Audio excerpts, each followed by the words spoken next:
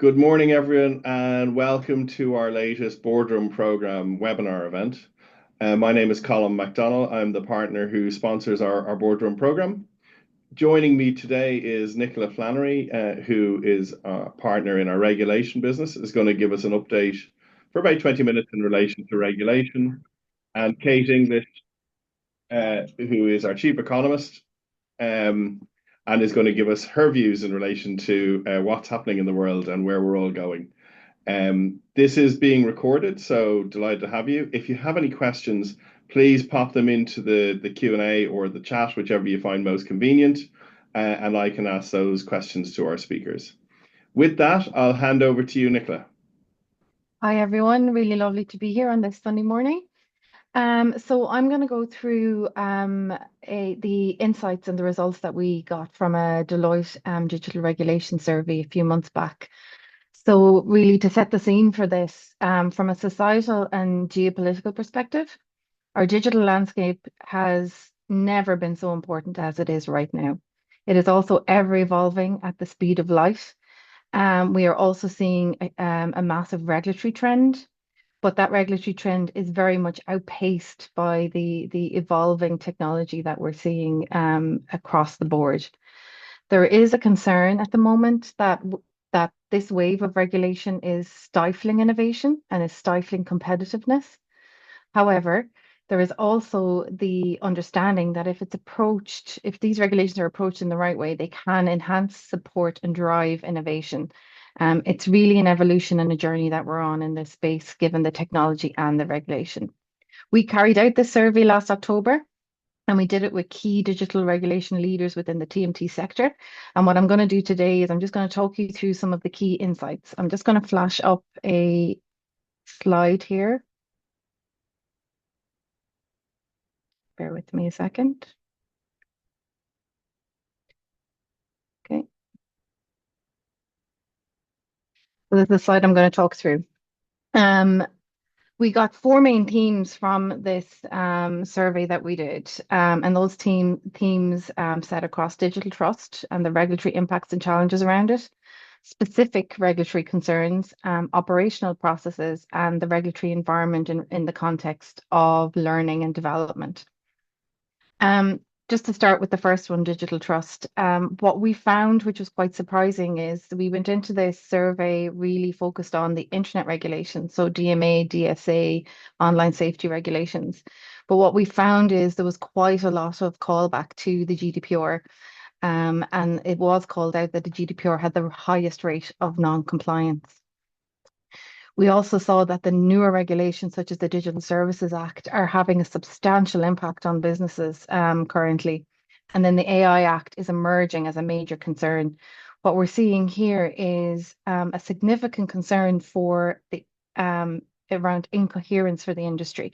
So the tech industry are expressing real frustration at a perceived lack of coordination around these regulations. However, what we are seeing kind of being trended at the moment is conversations around interregulatory approaches to these regulations. We know that there's a lot of overlap between the likes of the GDPR, the AI Act, the Digital Services Act in the context of transparency and how personal data is used. And currently, while these are being looked at in quite a siloed and piecemeal fashion, from a regulatory perspective, there is conversations happening around kind of being a little bit, taking a bit more of an interregulatory approach. We've seen that with the DPC, they have brought in a new role around interregulatory affairs in the Commission. The European Data Protection Board issued a statement around how the evolving AI Act needs to come in line with GDPR and vice versa. We're seeing conversations around the omnibus in relation to simplification of these regulations, and all with the underarching theme of not stifling innovation and really making sure that we can be as competitive as we can in the EU in relation to technology and how we drive it. At the moment, there are more challenges than solutions, but we are on the right path and we are trying to navigate that path. And I think there is certain things, as we'll see in the next theme, that can kind of underpin that. So if we look at specific regulatory concerns, content moderation, age verification, and targeted advertising were three that came up, but also transparency around personal data use was another key one that came up. It's not on the screen here, but that really kind of was woven through each of these. In relation to content moderation, there are processes in place, but there is a real need for continual evolution of these processes. We all know that, bad actors are getting as sophisticated as the technology. So, as technology evolves, so do the bad actors. So it's really difficult to be 100% compliance, no matter what regulatory obligations and requirements and processes you have in there. So the processes that are in place have to be designed to be evolved and to be enhanced as these new threats kind of come into play. Age verification, this is a really difficult one that our organizations are struggling with. It's very difficult to properly age verify given the landscape that we're in with AI and the navigation and the nuances around it. Also, there aren't a lot of service providers in this space that can accurately age verify. So this is something that's thrown up as a real concern for our clients within the TMT sector. And then targeted advertising. So there has always been inconsistencies here. This is not a new one. This is quite this goes back years to before GDPR. So there's a lot of inconsistencies around rules and enforcement, and there is a perceived imbalance between privacy rights and business freedom. So again, that narrative that is kind of implicating in terms of innovation, competition, and getting out there with new technologies. What we're seeing here is very much an approach aligned with the regulators. So all of these things are moving. They're always evolving. They're always changing. There's always new ways of doing things given the technology. So having spoken to the regulators and having seen the insights that are coming back from these organizations, open dialogue with the regulators is the biggest piece here that will lead to success in this area. Because that 100% compliance is really difficult to achieve, ensuring that dialogue with the regulators is as much about educating the regulators as it is about trying to understand what the regulators want from these particular regulations. So that's really, really important. The other piece is the human centricity piece. It's quite difficult. All of these things, content moderation, age verification, targeted advertising, there is a human-centric element to these. And while the regulations do lay out that, there needs to be human involvement, there are other concerns around having too much human involvement, particularly, for example, if you take content moderation. Obviously, if you have humans at the center of that, there is a risk to the human that is looking at this content on a daily basis. So there is harm that can be evolved from that. And then if you use AI in terms of content moderation, there's the risk of ethical concerns. So it's a very gray area at the moment as to understand what the right processes are for these specific concerns. But again, it's that kind of being open to evolving with the regulation and being open to have that open dialogue with the regulators. And then operational processes. So this was another key theme. I think this one is where we have kind of got a lot of insight in relation to lessons learned from GDPR. The AI Act, again, was noted as the most impactful regulation as it spans all areas of operations. And there is very much a disconnect between operations and the compliance office. So what we have seen with GDPR and the lessons we've learned from that is there was very much a top, second, third line of defense down view from GDPR, really, I guess, pushing policy as opposed to operations. And now, with all these new regulations that are coming into play, we're actually seeing clients and these organizations coming back around to really think about how they embed the regulations and the processes and the operational elements of this in at the first line of defense. So that disconnect is quite wide at the moment, but it's something that we have to get closer to first line on. There is an element of waiting at the moment rather than proactively preparing for regulations. And again, this is like drawing back to that open dialogue with the regulators. I think we've all been on the wave of financial services regs, the GDPR regs, sitting around and waiting for the regulators to say what to do isn't going to support organizations anymore. I think there has to be that proactiveness and a trust by design approach. It's time to future-proof ultimately in terms of meeting the obligations and making sure that they're being met in an operationally effective way. And then the fourth theme that we kind of saw, and this was a surprising one, it was around knowledge sharing and education and upskilling. Ultimately, our respondents thought that this was important but not urgent, which is quite interesting, a statistic given the AI Act, the first one of the first clauses and obligations to be put into law was around AI literacy. It's become more important than ever. There is a retroactive effort to understand risk happening at the moment. And with this, we're seeing that the knowledge sharing and the education and the development around regulations was the sticking point. Again, going back to the operational processes, there's quite a high level of education and understanding within second line of defense, but maybe not at all really there within first line of defense. So there is a need for a more predictable, stable regulatory environment from that perspective. And that's going to be really crucial for any kind of investment and innovation. The problem here that organizations are seeing is that there is an absorption of these resources. The resources that they would normally kind of put towards developing and educating, they are absorbed into mitigation measures. They are still reacting to the fines from the GDPR. They're still reacting to what's coming down the track with the new regulations. So because of this, there is very much focus on that reactive look back as opposed to the proactive look forward. And I think this is where there is likely to be a real divergence. Any organizations that we're seeing that are taking that kind of look forward look and taking the lessons learned from the GDPR or the financial services regs do understand that they have a framework there. There is a compliance framework that can be used for this new regulatory environment rather than carrying out compliance work in these areas in a siloed approach. So that's really, really important. The other thing that's very important to kind of lay out is the piece around stifling innovation and competition. I think that came through across everything, across all the themes within the survey.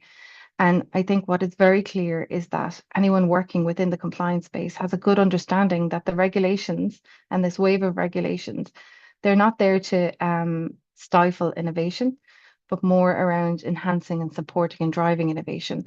A lot of the regulations are built from the perspective of society.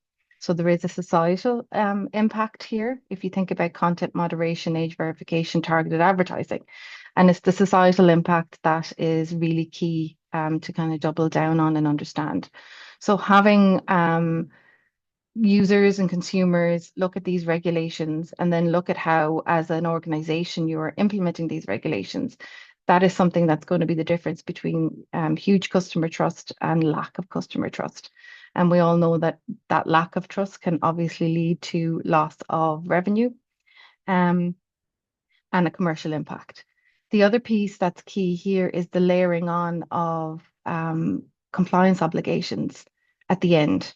So everyone is used to the style of you go to market, you do your requirement gathering for any product development you're doing or any kind of go to market campaigns you're doing. You go through all the stages first, and then at the very end you bring in the compliance folks, bring in the fun police, as we do say sometimes, and that ultimately makes or breaks a campaign or makes or breaks a product launch because it's either going to put the skids on it ultimately, or it's going to say this is not something that can go to market at all. So what we have learned is taking that real proactive trust by design approach and layering in the obligations from the very beginning, from that, idea sharing, product requirement gathering stage. You can really future-proof the product and ensure that when you get to that at the point that you want to launch the product, you have all the checks already done and there's nothing slowing it down.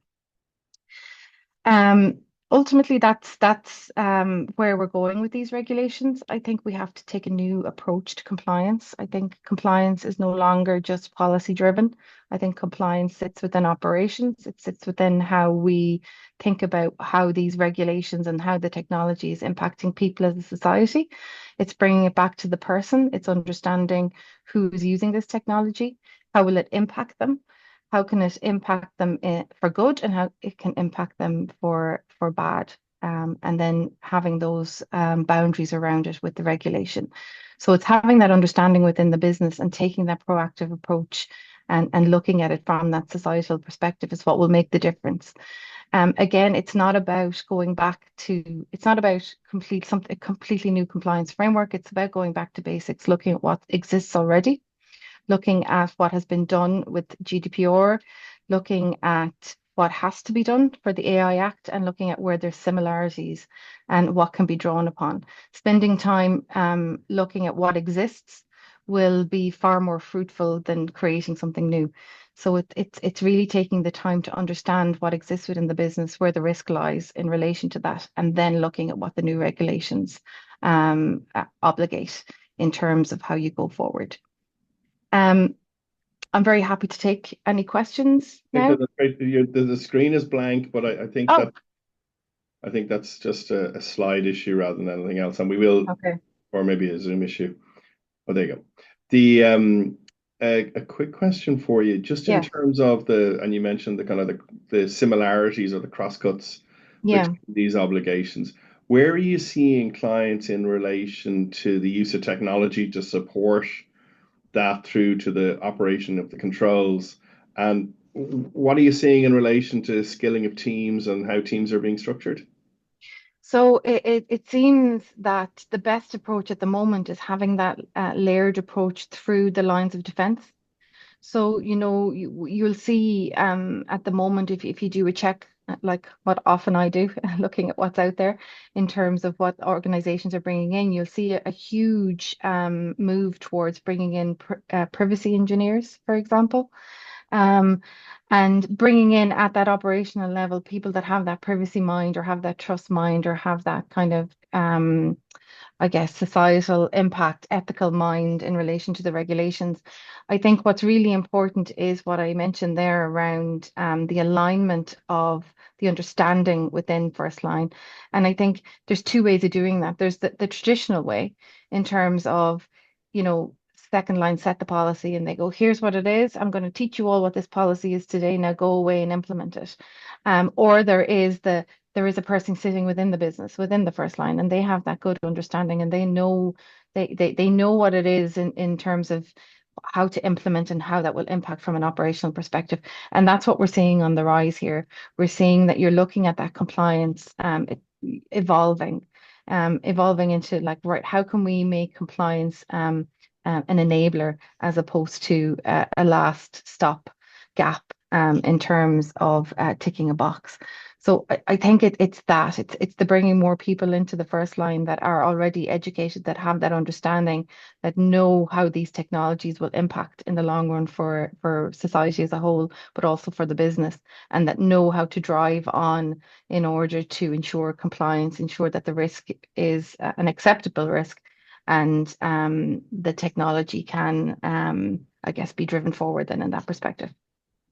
Thank you. So it's like the secure by design, it's comply by design. Comply by design. Yeah, and I mean, even to put a higher hat on it, you're looking at trust by design, because you're looking at obviously the obligations, you're looking at cyber privacy, everything underneath all the individual obligations, but you're also looking then at the trust, the consumer trust, and how that's done on a day-to-day basis, and all the ethical elements that would be in underneath that as well, which is a huge piece for the AI Act. Great. Thank you. As part of the fun police. Yeah. Kate, it can't be easy being an economist in this market, or maybe this is where you revel, I'm not sure. Uh, Bit of both. it depends whether you're a bull or a bear. Maybe, Nicola, thank you very much. Kate, we'll jump over to you now to give us your views on what's happening in the world. Thank you. Perfect. Thank you very much. So, as you rightly said, there's a a lot happening in the world at the moment, and as an economist, my job has gotten a lot more interesting and certainly a lot busier over the past few months.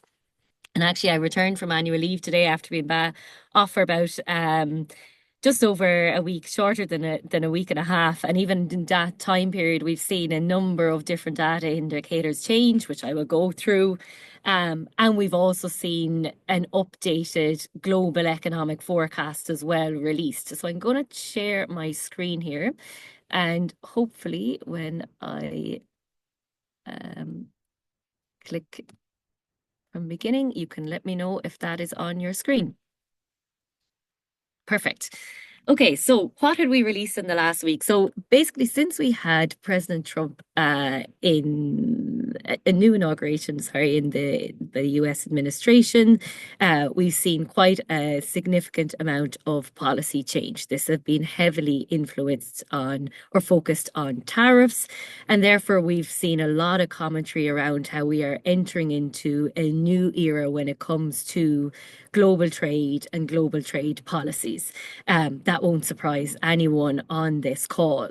But with that, we saw that it was incredibly difficult to forecast, essentially all forecasts that we would have had since the start of the year.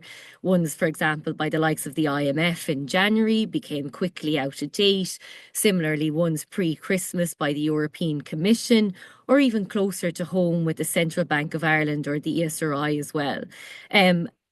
And we did get an update and forecast from a global level last week released by the IMF. They were released last Tuesday. And why were these so important? These were important because they were the first official forecasts that we've had released by quite a large reputable forecasting body since we've gone through that period of wide-scale tariffs being introduced, moving from kind of the early days of tariffs being introduced on just Canada and Mexico to obviously our key April 2nd date of more broad sweeping tariffs across most countries within the world. And I suppose what is the effect that we're seeing on that? Unsurprisingly so, there has been a downgrade in your overall economic growth that's forecasted. I've put here on the chart on the left-hand side, you see GDP forecasts. The triangles or the rectangles that are on the box there for 2025 and 2026, they show our previous forecasts. So they would have been the IMF forecasts as of the very start of January of this year, i.e. before any tariffs were introduced.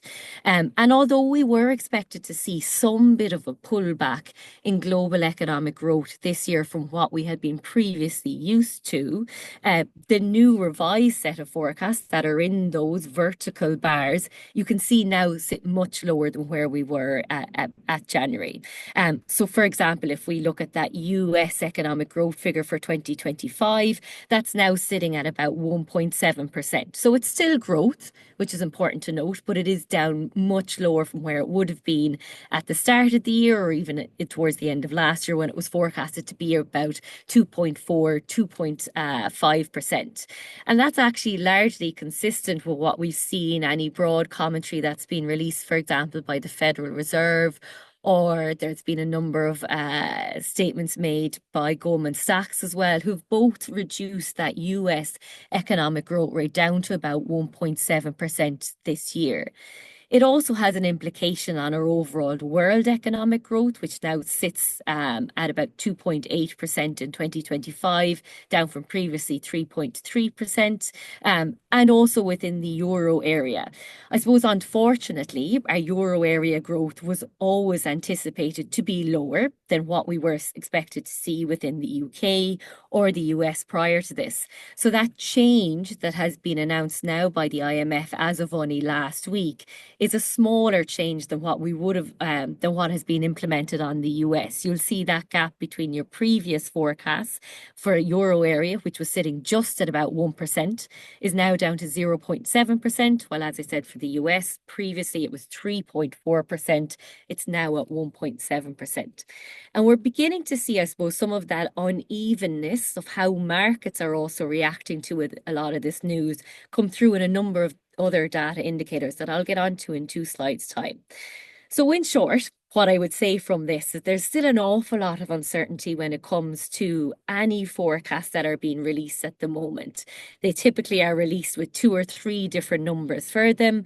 These are the baseline forecasts or reference forecasts, as the IMF are calling them, based on tariffs that were in situ as of April 4th. So if that was to change, these would also change with it. But because there's so much uncertainty there, we're also seeing that in the likes of uncertainty indices, which again, the IMF released here. And I think sometimes a picture can explain something a lot clearer than I can in words. And we really see that rise in uncertainty in March and April of this year through that both trade policy uncertainty index and economic policy uncertainty index that were compiled and released by the IMF. And all this, we know, rising uncertainty is bad news. It doesn't help economies, it doesn't help businesses, and it doesn't help consumers. So what are those downside and upside risks? Because it's not all bad news either that the IMF released when they went through their forecast last week.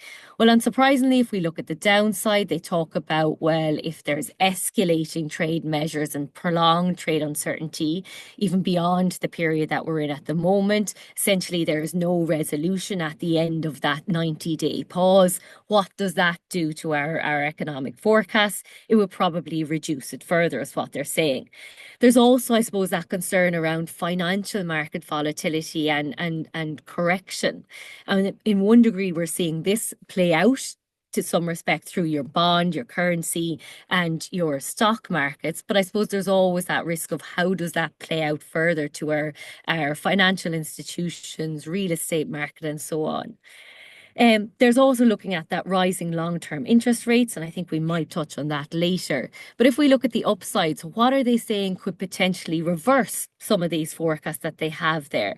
And this was the key one that was called out, which is next generation trade agreements. And I suppose what's key here is that there's an expectation or a belief that if there was a quick reversal of this move away from deglobalization or more protectionist trade policies back to a more free trade world, that we'd see a rebound actually quite quickly.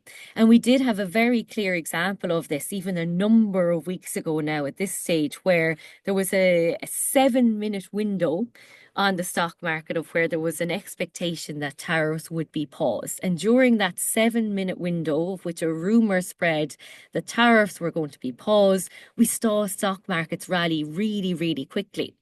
So there is an expectation that if we were to see a reversal of current policies, we would see a return to that demand quite quickly. But of course, there's incredible unknowns around it.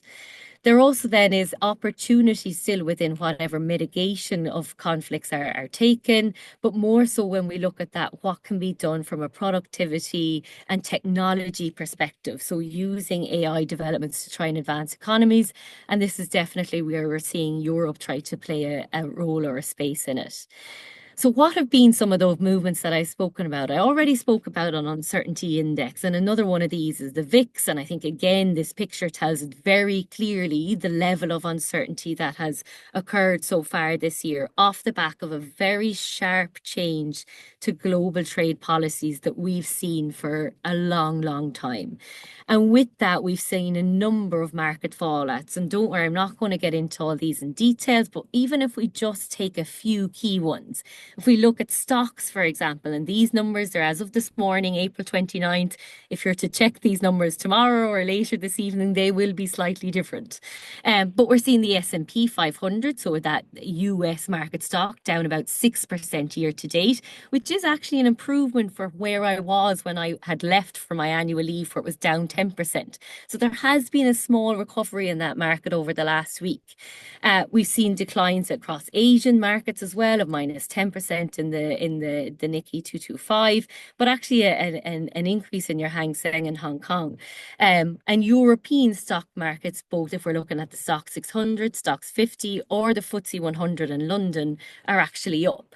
And I suppose my main point with that is that none of these are performing exactly the same. We're seeing great divergences across different blocks, and that's whether we're looking at it from a stocks perspective, which is very clear there from your US, your Asia, and your Europe, or a number of different data indicator points.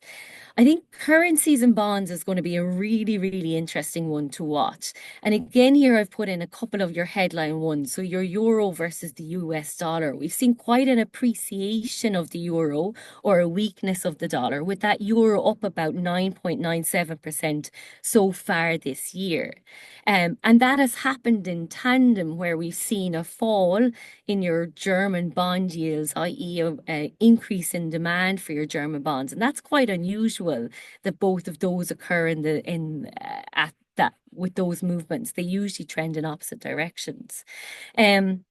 We've also seen a decline in the value of the dollar against the Japanese yen, which was also seen as a kind of safe haven currency, and also a fall against the pound as well. So really, the last few weeks, we've seen quite a hit to the overall value of the US dollar. And I suppose that is raising lots of other questions. What does it mean for currency reserves across the world? But that movement, in tandem with the movement that we've seen in bonds, so a stark sell-off in US bonds, even though they have recovered again in the last week a little bit, and that move towards European bonds, all comes back to that question of, well, the level of uncertainty that is there, and also the question, I suppose, around, well, how confident are markets on the current policies that are being taken by different economic blocs? And that's what bonds are. Bonds are an opportunity for the market to give their opinion on current policies. So when we saw that stark sell-off in US bonds, particularly after the April 2nd announcement, I think that's what really triggered quite a concern as to, well, we are entering a new era here. And markets are really struggling to get to grips with it, but also are very concerned as to what this means for future growth forecasts. So these numbers, I think, are ones to watch over the coming weeks and months. If we look to, well, what's happening in the US, obviously, as I said, that we've seen a downgrade in the economic outlook from 3.3% to now 1.7% as the latest economic forecast from the IMF. But there's a couple of indicators that we're looking to, and I think this is where there's some of the weakness or concern when you look at the US economy is heavily driven by the consumer, and the consumer fueled a lot of that US economic growth post-COVID. They spent an awful lot of the savings built up during COVID era, and that helped with that rebound in your overall economic growth. But now we're at a crossroads where if there is a decrease or a slowdown in that labour market, if we see an increase in inflation off the back of tariffs, what's the ability of your US consumer to absorb that? Well, if we look at current data trends, we've seen that there's been quite an increase in the overall level of credit card debt within the United States, up to $1.21 trillion as of Q1 2024. But with that, we've also seen a rise in the delinquency rate, i.e. meaning consumers not paying back their debt. So that to me leaves a little bit of a vulnerability to your US consumer. And if your US consumer, as I said, was a big driver of that strong economic growth post-COVID, what impact does that have on your future economic growth rate there? We don't know.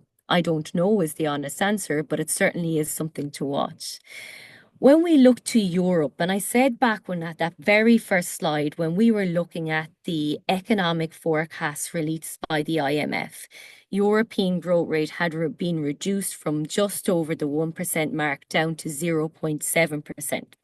So unfortunately, growth in Europe at the outset, ever before tariffs were introduced, was expected to be low this year. And why? Well, a number of the key trading or large economic blocs, such as France and Germany, have struggled to find growth over the last few years. Germany, for example, has declined by minus 0.3% for the last 2 years running, and was previously expected to increase by about 0.7% this year, which still isn't very exceptional growth levels. And with that, now we've seen a further decrease in your expectation for European growth. This slide or chart that I have here on the left-hand side is from the European Commission, because I get a full country by country breakdown for the European Commission forecasts. But if I was to put the IMF forecasts that were released as of only last Tuesday on this, I wouldn't have it for every country. But if I pull it out just for Germany here, so Germany previously forecasted to grow by 0.7%.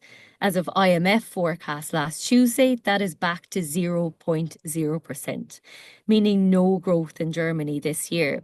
So I think, unfortunately, even though I said that downgrade in your overall economic growth outlook released by the IMF last week is larger for the US than what it is for Europe, because Europe is coming from a weak position, it really leaves us with quite limited growth rates in Europe for this year.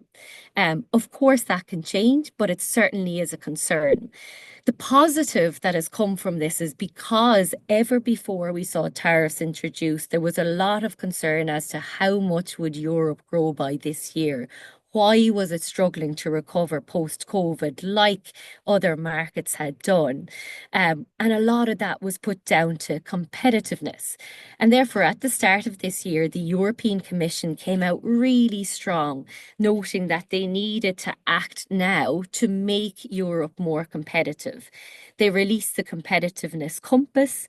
They've reopened the Draghi report that was announced last year. And there's a real focus now in Europe of, well, how do we reignite the engine of European economic growth? And with that, they're looking at, if you look at that image on the right-hand side for the competitiveness compass, simplification and the single market, that's all about not necessarily deregulation, but simplification of regulations to see how can they stimulate and encourage greater growth of European firms. There's also a big focus on decarbonisation and competitiveness, really making a play in the ESG space. And there's also a lot of focus put on closing that innovation gap. And when we read into that in a bit more detail, that's really trying to tap into future advances in technology and how do we increase, or I suppose take more advantage of the technological revolution that's taking place at the moment. So I think in all the negativity that's there about Europe, this is your positive. Europe is awake. And the last point I'd put on that is that 2 weeks ago, we had the ECB made their most recent monetary policy decision. They decided to decrease by 25 basis points. But for me, the most important part of that was if you watch the press conference afterwards, at the very, very end of the press conference, President Christine Lagarde noted that no one had asked her a question on wording they specifically put into the press release. And that wording was specifically related to Europe needs to act now and around, again, this competitiveness compass and what Europe needs to do in order to make itself more competitive. And it was almost a plea on other European countries and other European institutions to continue to row in behind that notion that Europe needs to become more competitive. How quickly they act on it, I suppose, we'll have to wait and see. But this is where there's potential opportunity lies in a European context. If we move to Ireland, and I've about 3 minutes left here, and I know there's an awful lot to digest on this slide, so I'm going to take you through it in kind of 3 parts. Now, if I ask you first to cast your eyes to the left-hand side, and we look at the table where macroeconomic forecasts baseline scenario. These are released by the ESRI as of only 3 weeks ago. So it was during the period of where we had tariffs begin to be released.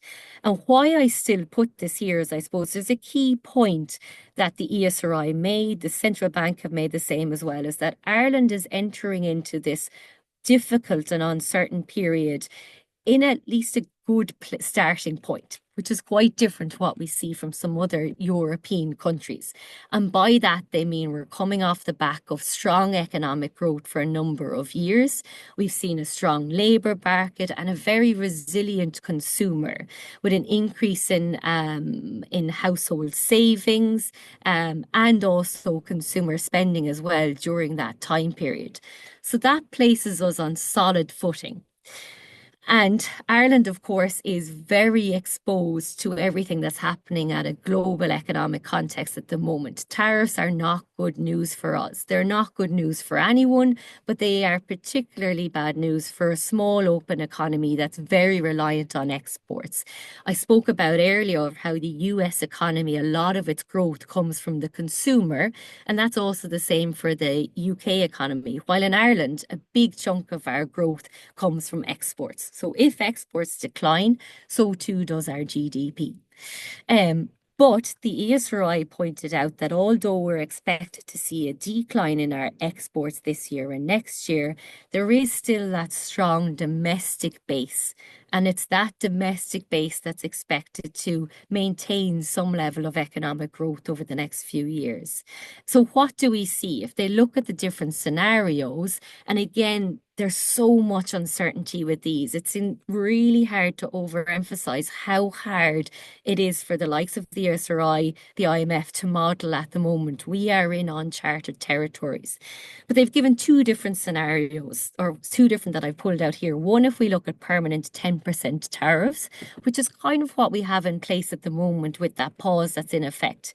And they show that our GDP, modified domestic demand, exports and employment would all be lower than what they would be if we had no tariffs in place. I would say don't interpret the graph on the right-hand side to show that we are in a recession or declining levels of growth. They're saying simply that the figures that we have on the left-hand side of the slide, those tables, would be lower by the percentages that I have on the right-hand side of the slide.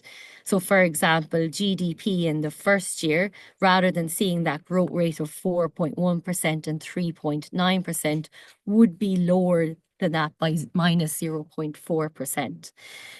So it's not an all-out doomsday scenario, but as I said, there's still an awful lot of uncertainties with this. If we look at where we're most exposed, and I'm sure most of the people on the call actually know this, it's been really well covered, and we've focused an awful lot on our pharmaceutical industry. This is where the large exposure is to the US economy. Medical and pharma products account for about 24% of total exports to from Ireland as of the 12 months to February. That's slightly lower if we look at just last year as a whole. But actually, a lot of the conversation has moved from pharma given the current tariffs that are in place. And when we look at the current tariffs that are in place, because of the exemptions that are there, pharmaceuticals are not included. Along with a number of other products, means 75% of the total value of Irish good exports are not under the current tariffs. So that, at least at the moment, is good news for Ireland. But where are the industries therefore that are most exposed? And that's where we see it on the left-hand side of this slide. The spirits industry is very exposed, as we see that 46% of their total global exports go to the US. So although spirits don't account for a large share of our total exports, and that's why they don't appear significantly on our previous slide, them as an individual sector are quite exposed now that we know the current tariffs in play. And we see that similarly across medical devices, concentrates as well that you could layer in there too, and electrical and industrial equipment as well. I'm going to stop there because I've gone over time, but my overarching takeaway, I suppose, is that we are in a new era where we're moving from very much so a globalized trade policy mantra for the last number of decades. We're now seeing quite a stark shift to deglobalization.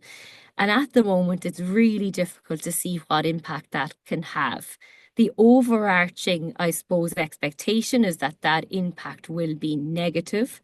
But in the meantime, it's that uncertainty that I laid out that's very clear in the stock market, your VIX index, those uncertainty indices released by the IMF, that I suppose are expected to have the largest impact on our economic growth outlook. And it will take a little bit longer for whatever outcome we have over the next 90 days or so, well, July at this stage, to really see what impact will there be on global trade and specifically Irish exports. Thank you very much. Questions, anyone? That's fantastic. Thanks very much. I think you did your very best to be upbeat, so I think that's always very useful when someone comes back from holidays. You've obviously got the happy side Yeah. in relation to it. If obviously every day is a new day at this point in time, what are the lookouts you're kind of watching out for over the next kind of outside of obviously the White House and the administration in terms of what their announcements might be? Yeah. Outside of that, what are you kind of looking at? What's on the horizon that's going to be important? I think when we think about what this is, so this is from an Irish and a European context, I suppose, will be a demand side shock. And the same can be said, sorry, in the US market too. So if it's a demand side shock, what are the indicators we'll be looking to see? What impact is that really having on your on the ground economies, right? Put the markets to the side for the moment. And really, with that, it's back to your consumer sentiment indices and business sentiment indices. Sentiment impacts decision making so much more than sometimes what numbers do. Yeah. So if they continue to plummet as they already have been, what impact does that have on your consumer spending? So I'd look from your sentiment indices first to then consumer spending indices. How long does it take for us to see a decrease in consumer spending? In tandem with that, we're looking at savings ratios. And the reason why I say that is if we think about this, think of it's a demand side shock. What are the indicators that show demand is going to fall? That sentiment, if it declines, people become nervous. They pull back, they save more for that rainy day, meaning those savings ratios increase. And at the same time, if we're saving more for the rainy day, we're afraid that next year will be worse, we pull back in spending. So each of those are likely or potentially to have a knock-on effect to them. And the more that we see an impact in those three indicators, the more I'd be concerned about, again, then that overall level of economic growth that we're going to see. And they're the parts that it's really difficult, again, when I went back to for the likes of your ESRI, your central bank, your IMF, to fully plug into their models at the moment. So watch those three. I think then if we look at it, so they're more nearly micro style indicators that we can do so across all different economies, US, Germany, France, UK, Irish, or Ireland economies as well. But from a market perspective, then it really is, I think that bond story is incredibly important. And it's all back to that says so much about, well, what is the trust in the policies that are currently there? And I think it's quite extraordinary what we have seen happen with US bonds, particularly around that time period of just before April 2nd and the 2 weeks after that. As I've said, they have actually improved a little bit in the last week. I think they were at 4.6 when I left, and they're now at 4.4 for that 10-year government bond, which is an improvement. But there's still an awful lot of twists and turns that could happen during these negotiations, and how they evolve, I think, will tell an awful lot. And the reason, again, why I focus on that, it's more so it's, well, what does that signal overall for confidence? And if we see a huge spike in those yields again, i.e. a sell-off in those bonds, it really places a question mark over, well, the strength again of the US economy. But how does that then impact decisions that firms will make in terms of their future investment plans, you know? And also the US being seen as a safe haven. So that one is a real indicator for, I think, a more structural change that this era is potentially going to see. So don't sell my gold just yet. No, gold has actually come back a little bit as well from where it was last week, but it's still trending so much higher than what we were looking at even towards the end of last year. It's still up over 3,000. I think when I checked this morning, it was at 3,300 US dollars, down from that 3,500 at the middle of last week. But there certainly is an awful lot of trading still happening in gold. Again, very symptomatic of an awful lot of uncertainty, risk, concern.